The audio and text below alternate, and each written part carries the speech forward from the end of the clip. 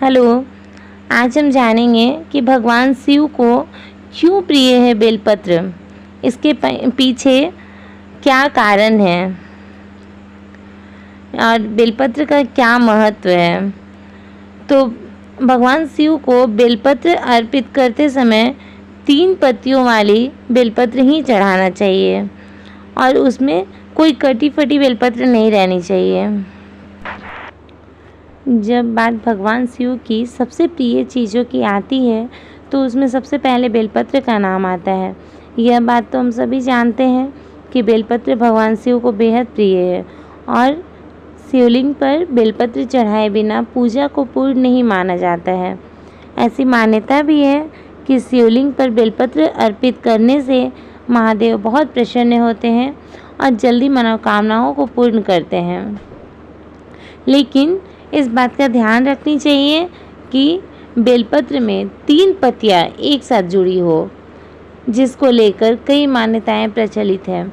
3 पत्तों को कहीं त्रिदेव, देव ब्रह्मा, विष्णु और शिव, तो कहीं 3 गुणों अर्थात सत्य, रज और तम, तो कहीं 3 आदि ध्वनियाँ जिनकी सम्मिलित गुण से ओम बनता है का प्रतीक माना जाता है। वहीं बेलपत्र की इन 3 पत्तियों को महादेव की 3 आँखें या उनके शस्त्र त्रिशूल का भी प्रतीक माना जाता है। कहते हैं कि जब समुद्र मंथन के बाद विष निकला तो भगवान शिव ने पूरी सृष्टि को बचाने के लिए इस विष को अपने कंठ में धारण कर लिया।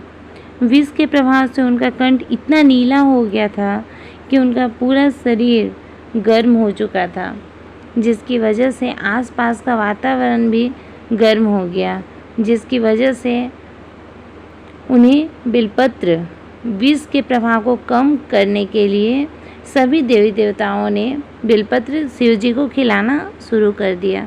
बेलपत्र के साथ साथ शिव को शीतल रखने के लिए उन पर जल भी अर्पित किया गया। बेलपत्र और जल के प्रभाव से भोलेनाथ के शरीर में उत्पन्न गर्मी शांत होने लगी और तभी से शिव जी को जल और बेलपत्र चढ़ाने की प्रथा चल पड़ी। इसीलिए शिव जी को बेलपत्र जरूर चढ़ाना चाहिए, जिससे कि हमारी भी सारी मनोकामनाएं वो पूर्ण करे। नेक्स्ट ये भी कथा कहा जाता है कि एक भील नाम का डाकू था। यह डाकू अपने परिवार का पालन पोषण करने के लिए लोगों को लूटता था। एक बार जब सावन का महीना था, भील नामक यह डाकू राहगीरों को लूटने के उद्देश्य से जंगल में गया। इसके लिए वह एक वृक्ष पर चढ़कर बैठ गया। वह वृक्ष बेलपत्र का था।